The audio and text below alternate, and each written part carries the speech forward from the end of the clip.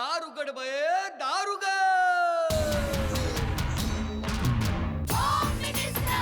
कोणाला बघ, शाळेला उशीर होतो. आज कामवाली बाई पण नाही आली. पदरावरती सरकारीचा मोर नाचरा हवा, संसारातून वेळ काढून खेळ खेळूया नवा. मांजेकर पैठणी घेऊन आला. वहिनी उघडताना दार. रोज बक्षीस देणार.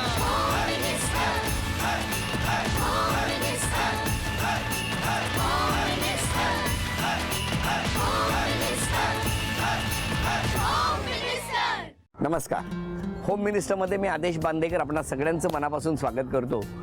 या उन्हातान्हात प्रवास सुरू आहे आणि हा प्रवास आज येऊन ठेपलेला आहे तो अग्रवाल नगर, रामवाडी, जोगेश्वरी पूर्व या परिसरामध्ये मुंबईतच आहोत आणि इथे राहणारे असं वैशाली समीर चव्हाण या वहिनींना भेटणार आहोत. तेव्हा आता उन्हाची झळ आणि महाराष्ट्रभर असलेला दुष्काळ, या दुष्काळामधून एक एक थेंब पाणी वाचवणं ही आपल्या सगळ्यांची जबाबदारी आहे.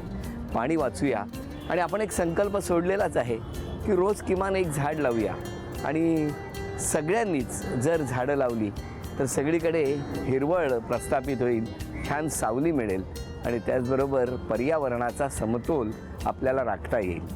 चला अधिक वेळ न दवडता सुरुवात करूया आजच्या गप्पांना. भेटूया चव्हाण कुटुंबाला. नमस्कार नमस्कार नमस्कार.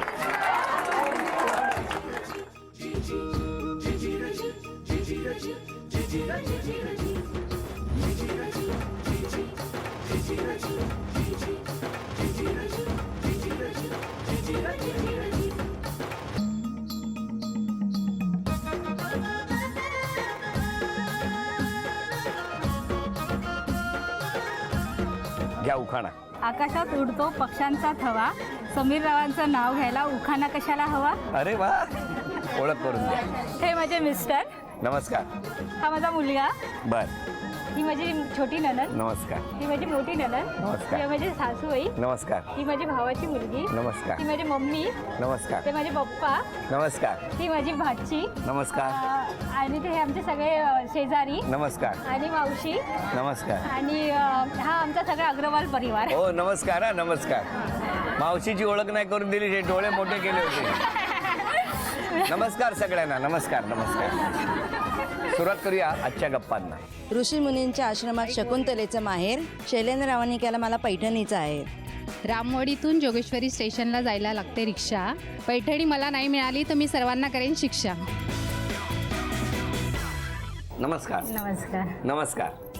तुमचं बालपण कुठलं? माझं माटुंग्याचं. कोण कोण होतं घरी? मम्मी, पप्पा, मी, माझा दादा, वहिनी. दादा आणि वहिनी लहानपणीची होते? सॉरी, बहीण. मला टेन्शन झालं. दादा आणि वहिनी पण लहानपणी म्हणजे काय कळेल ना मला. बहिणी नाही, बहीण. हा बहीण. मग आता कुठे असतो दादा? काय करतो दादा? नाही.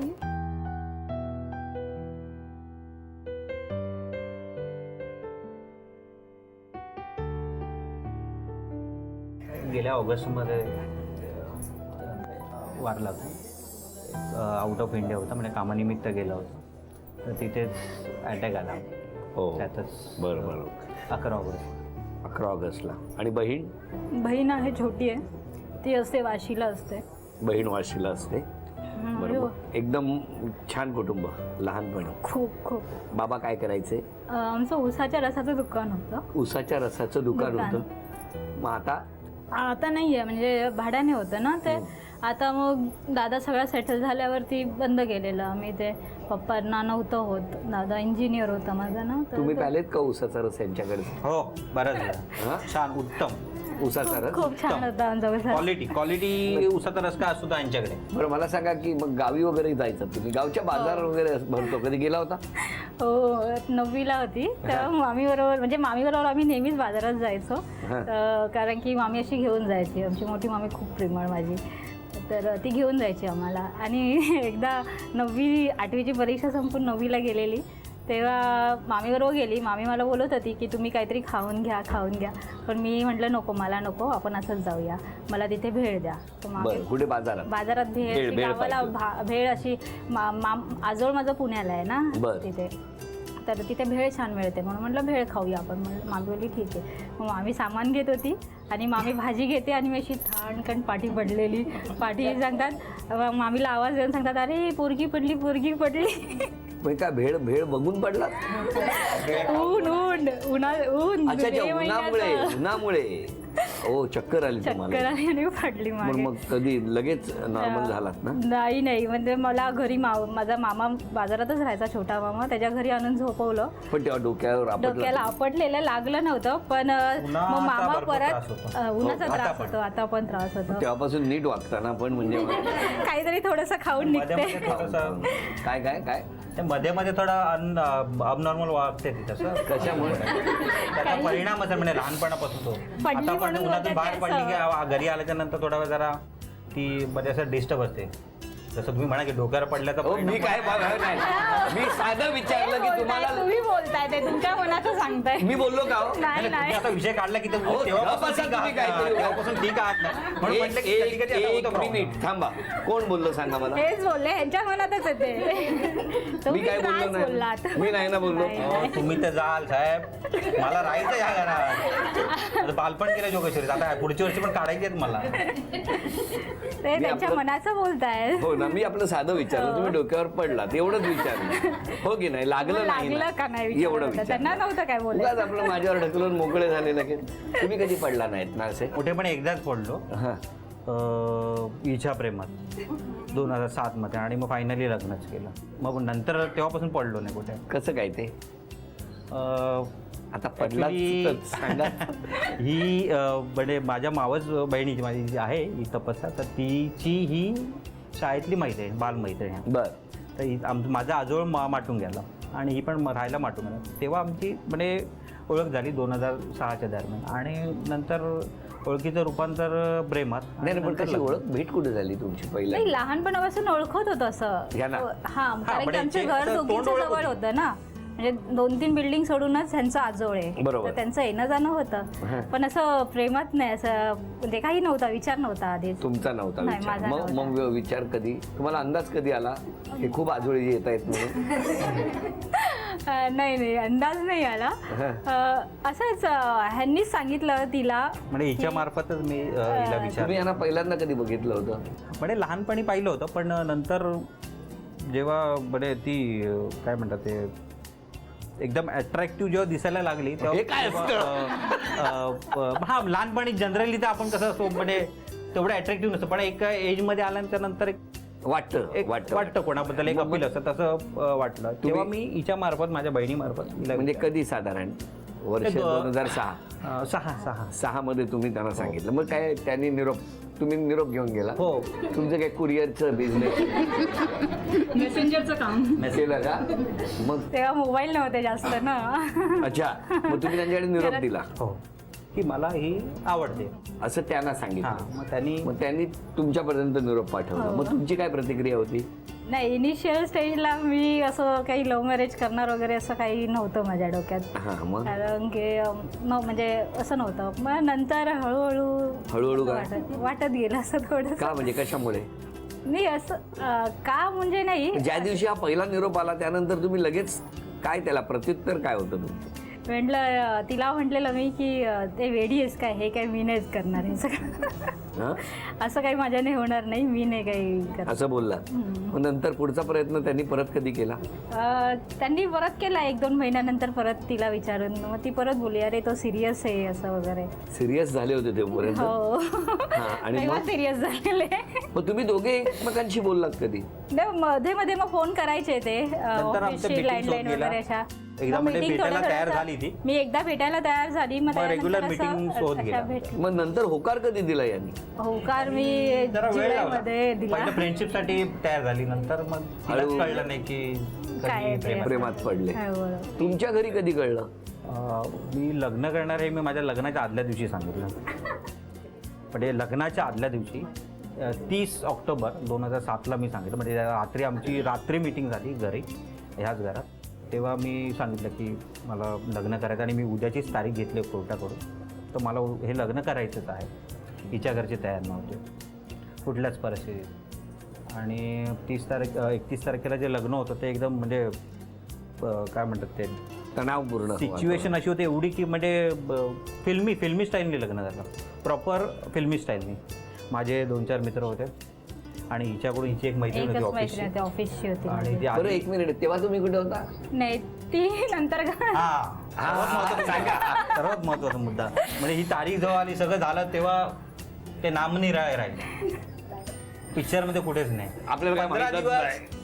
तुमचा एकदम काही काही नाही म्हणजे ती पिक्चरमध्येच नव्हती. आणि आम्हीच आणि माझे काही मित्र हिच्या मैत्रिणींनी सपोर्ट केला. आणि मग 31 ऑक्टोबरला आमचं जेव्हा कोर्टाची तारीख घेतली होती तेव्हा ही बुरखा घालून आली होती. अरे बापरे, ऑफिसमधून बुरखा घालून आली होती, ब्लॅक कलरचा बुरखा घालून आली होती. काय तयारी जोरदार. खरंच म्हणजे चित्रपट तिने आहे. तयार म्हणजे ती जेव्हा तयार झाली तेव्हा तिने सांगितलं की मी येणार, मग मी कसंही येईल. मग ती कसंही करून आली, म्हणजे बुरखा घालून आली. काय टेन्शन असतं ना तेव्हा. खूप आता खूप सगळं भयंकर व्यवस्थित आता सगळं भयंकर व्यवस्थित. टेन्शन. किती वर्ष झाली आता? 2007ला 31 ऑक्टोबर 2007 7ला लग्न आहे. बुधवार होता. 8 वर्षात 9 वर्ष कंप्लीट 9 वर्ष होतील आता, एकदम व्यवस्थित. बरं, आता पहिल्या खेळात किती बक्षीस मिळणार ते बघूया. 8 वस्तूंवर 8 टॅग ठेवा.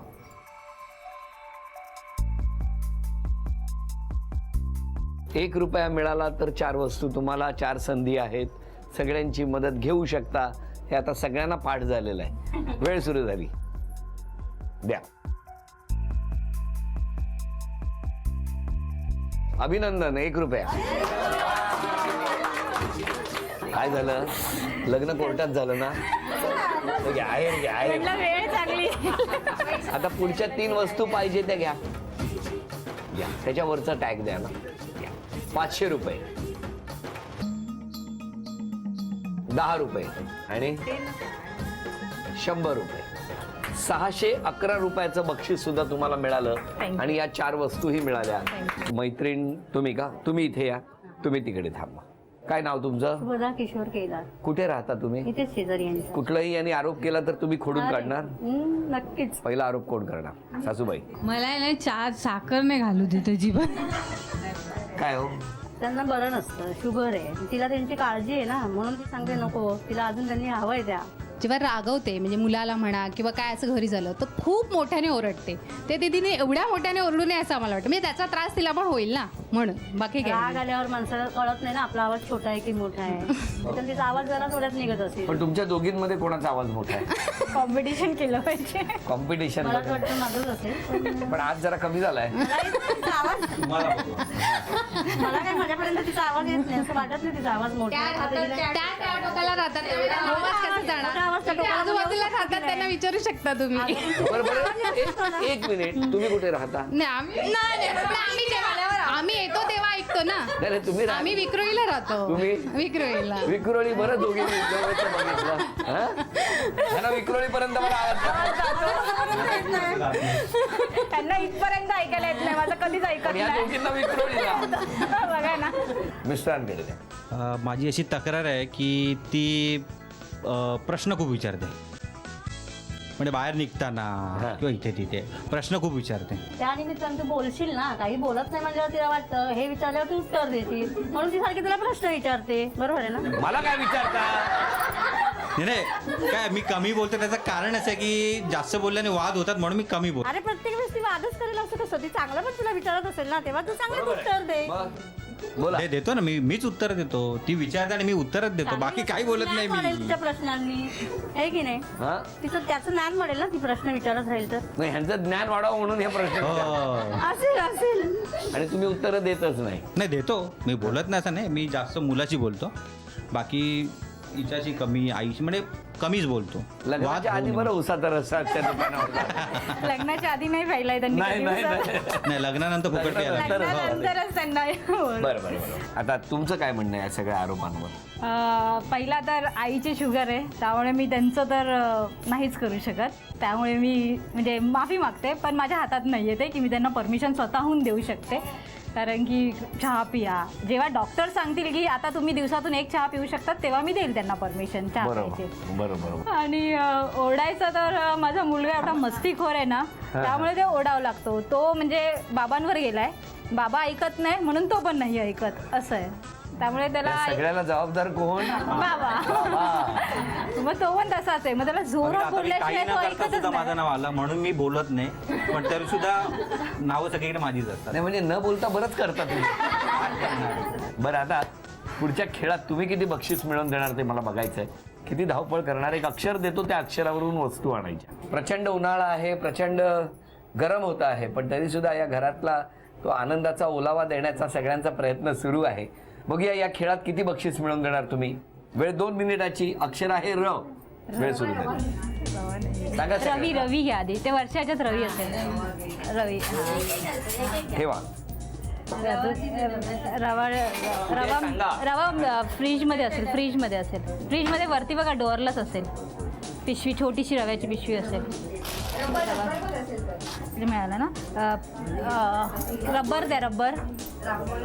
रांगोळी दे बघा, ते तिकडे खाली रांगोळी आहे. ते नाही, ते दुसरं खोला. खाली छोटा डबा आहे ना तो. राई घ्या. 50 सेकंद झाली. 50. त्या साईडला. हा. ठेवा. हा, कापूस घ्या. कापूस आहे उघडा दे, उघडा का? दे. त्या साईडला 1 मिनिट पूर्ण झालं. त्यांचा हात नाही जाणार. हा, ड्रॉवर खोला, त्याच्यात कापूस आहे बघा. हा, घ्या. आणि 1 मिनिट आहे अजून. रबर नाही मिळत आहे. रंग घ्या. रंग कशात आहे आता? 30 सेकंद राहिलेली आहेत.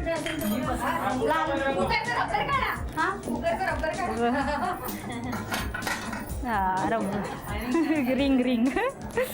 आणि हीच रिंग. 10 हातातली रिंग. 8 हा. 7 6 आणि पाच. काय राहिलं आता? 4 रुमाल दिला. आणि 2 1 वेळ संपली. या उभ्या राहा. हे घ्या. 1. आता सांगा, एक वस्तू रिंग तुमच्याकडे आली. आता काय काय आणलं सांगा. हे गॅसची रिंग. रबर. 2. हा रंग. हा रंग काय आहे? काहीतरी आपलं काय आणलंय उचलून. 2 पुढे 3 रवी. 4 रुई. 5 रवा. 6 राई. 7 रांगोळी. 8. 5 वस्तूंसाठी ही चिंचपेटी तुम्हाला मिळाली. अभिनंदन. 3 वस्तूंसाठी 600 रुपयाचं बक्षीस तुम्हाला. केप्रकडून ही भेटवस्तू वहिनींना. अभिनंदन. या चिठ्ठ्यांमधून नाव काढायचंय, पण ते मीच काढणार आहे. आजी तुम्ही काढा, ही चिठ्ठी आहे. अरे चिठ्ठी.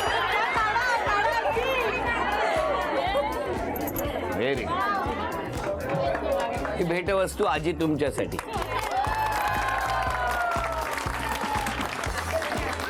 नाव जाहीर करतो. रेखा पाटकर. या.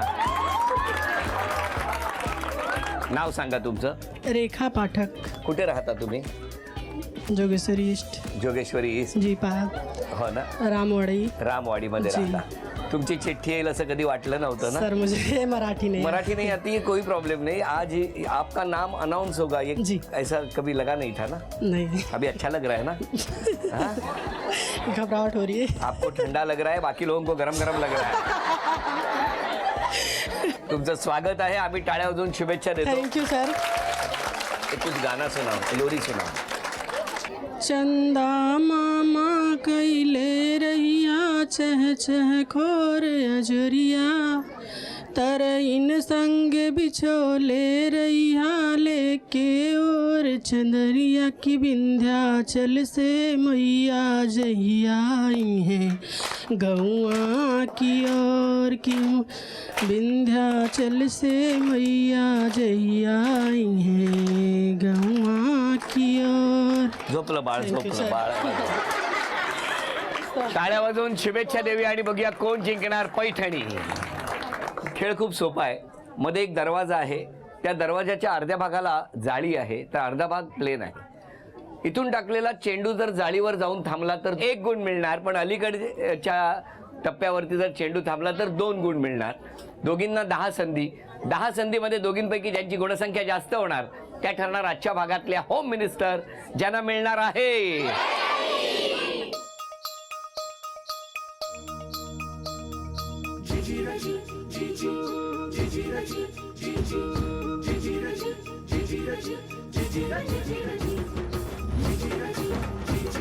पाच संधी झालेल्या आहेत, गुणसंख्या 0. पुढच्या 5 संधी तुमच्यासाठी.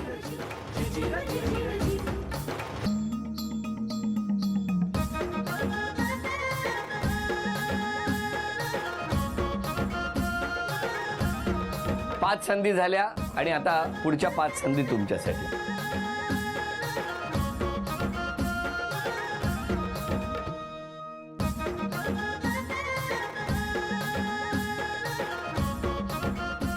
एक गुण जिंकण्यासाठी महत्वाचा आहे. 5 संधी तुमच्यासाठी. खेळा.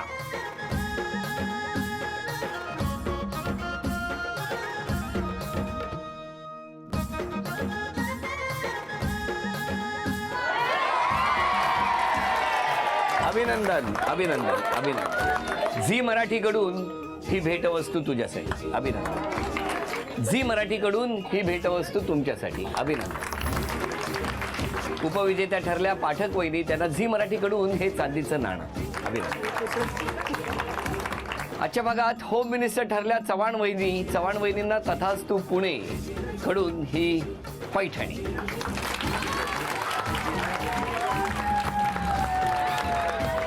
अभिनंदन.